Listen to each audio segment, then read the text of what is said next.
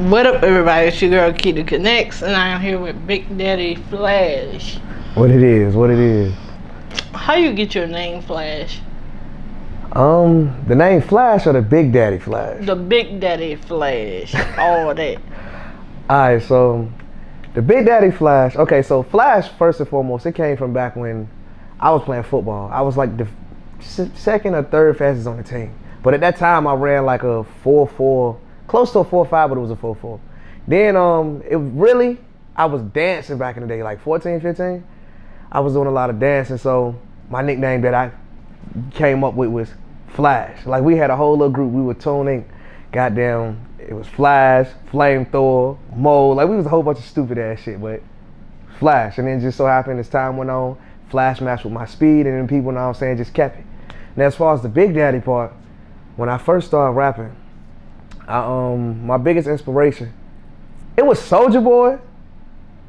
Only because he was so trash, and I was like, man, if Soulja Boy get out of the hood making this shit, god damn it, I can do it too. So it was Soulja Boy, but my style that I really attached to was Big Daddy Kane.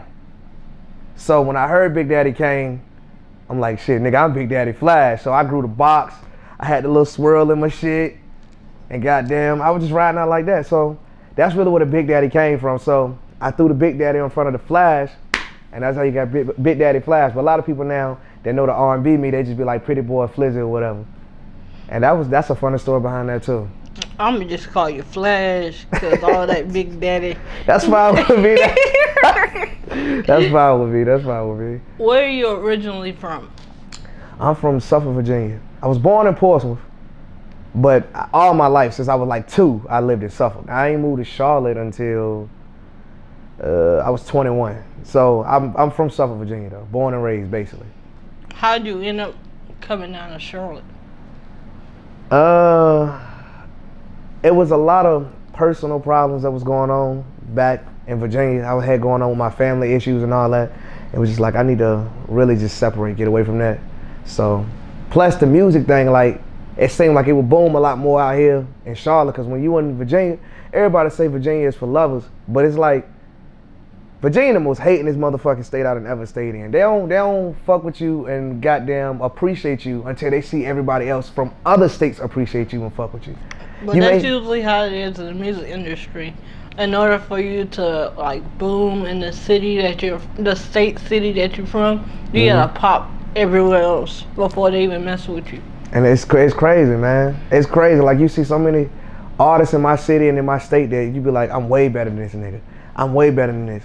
But just because he do this in life, like he sell drugs or he trap or whatever, everybody love this nigga. And the nigga music don't even probably be all that. It'd probably be shit. But they just love him just because of what he do out in the street. Which I mean, you know what I'm saying? All of us got our street cred, all of us got our hustle and our grind. But it's like, just because I ain't out here flipping no pack, you can't listen to my music? That sound crazy. But whatever. How was life growing up? It all depends on what standpoint. Like from the ages 5 to about 16, how was your life? That's a good question. I had a lot of, I want to say I went through a lot of mental trauma, but it was only because I was dealing with a lot of bullshit. Just like I said, with family, I felt like for real, throughout that time period, I felt like ain't nobody give a fuck about me. I felt like my life didn't matter. But coincidentally, around 16, I hit 16, that's when I started saying, fuck all this extra shit, fuck all these dumbass people. I'ma do music, cause goddamn, if I got this money, it don't matter if nobody love me or give a fuck about me at all. I'ma be me, I'ma ball out, I'ma have fun. And that's how I started making music. And like I said, that's really how my life was between 5 and 16. I was just going through a lot of bullshit with mental abuse, going through slanders and stuff from people that was real close to me. And like, it was like, as a child, you can't really deal with that. It fuck you up. You think about it and you remember that for the rest of your life because it happened to you as a child. And children take shit a lot more emotionally and a lot more to heart than an adult would. Going through the shit I went through as a kid, now I wouldn't give a fuck. It wouldn't faze me. But as a child, it was just like, it fucked me up. So, like I said, my childhood really, other than dealing with that type of stuff. When you say mental issues. What do you mean by that? If you don't mind elaborating more. Um, like for instance, it'll make you feel like I said, like just the verbal abuse that you would go through, and feeling like the people in your family treat you different than other people. I mean, you hear stories like this a lot. The black sheep. Yeah, you But hear that you a wanna lot. know what's crazy? The black sheep always be the one to be the goat. I know. I hear that all the time too.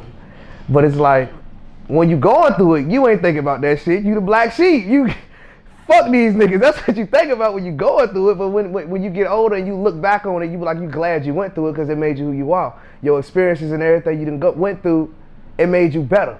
It made you a better person, and it put you in situations and places to understand them and be able to say, I've been through that. I can help you through it. It put you in situations and places where something can happen and you the only one that's calm about it because you done been through worse shit. So you be like, look, bro, it's easy to fix this shit. Just do this. Versus a lot of people who don't go through those experiences when they early and when they young, when they get older, they out here looking crazy as a bitch.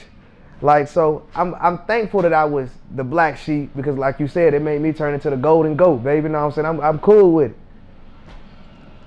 You have siblings. How many siblings do you have? I got 3 brothers and 2 sisters. So, it's 6 of y'all.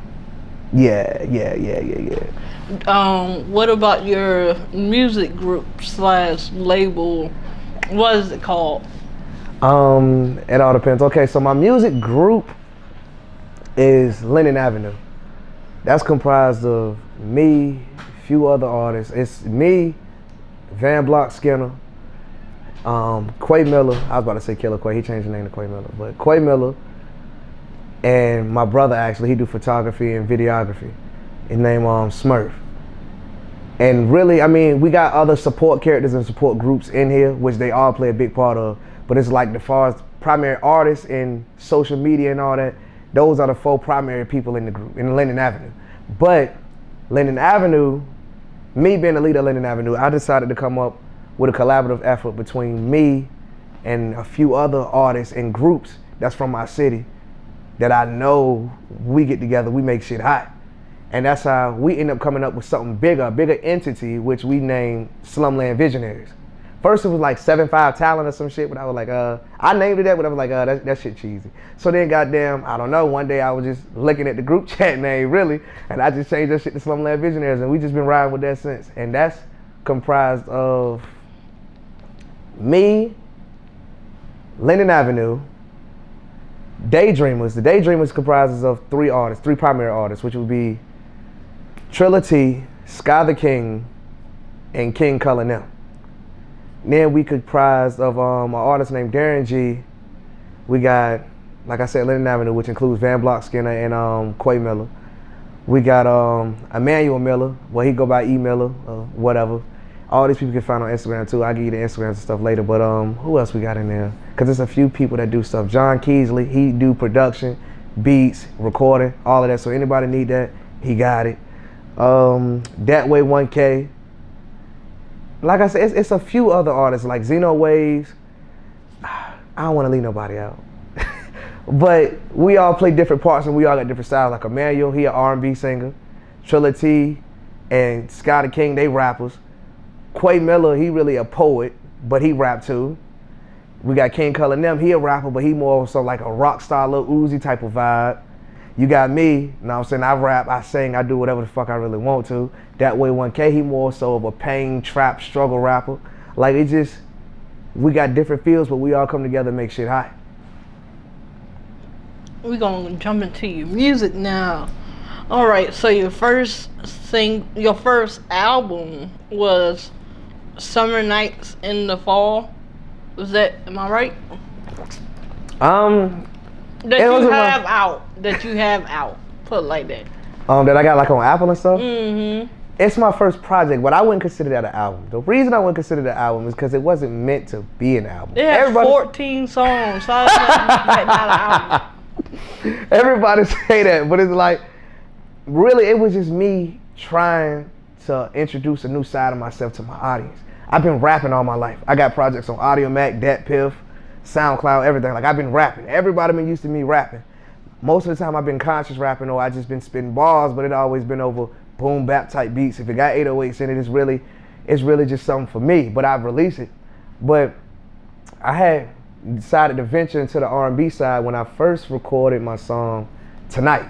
It was a song called Tonight. It's tried. That's one of my favorite songs. I appreciate that. Thank you. That and Noble. I can't even lie to you. I thank you. I appreciate that. But it's like when I made those songs, well, not those songs, but the project, like I said, it all came from me making the song Tonight. When I made the song Tonight, I don't know why, but it was like I sat down and something just told me, nigga, you finna sing today. And I was like, all right. And I did it. So I made the song Tonight, and I seen the reaction everybody was giving me, like, that shit hot. I ain't know you could sing. So I'm like, all right, I'm finna drop some shit on y'all ass. So I just start stacking up R&B type songs and vibes and shit. And then I decided to put it on a project. But I ain't really want to make it an album. Like, everybody keep telling me it's an album. They be like, it sound like an album. It got 14 songs. They all good quality songs. This album potential. But I didn't look at it like it was an album because it wasn't meant to be an album. It was just, it's an introduction project. That's what I look at it as. I look at it as like I was introducing this to the people who haven't heard me sing or haven't heard anything R&B from me. This Tonight is the song that I discovered you on. So I really like that song. Now your new album, is it an album or what is it? It's an EP. Okay.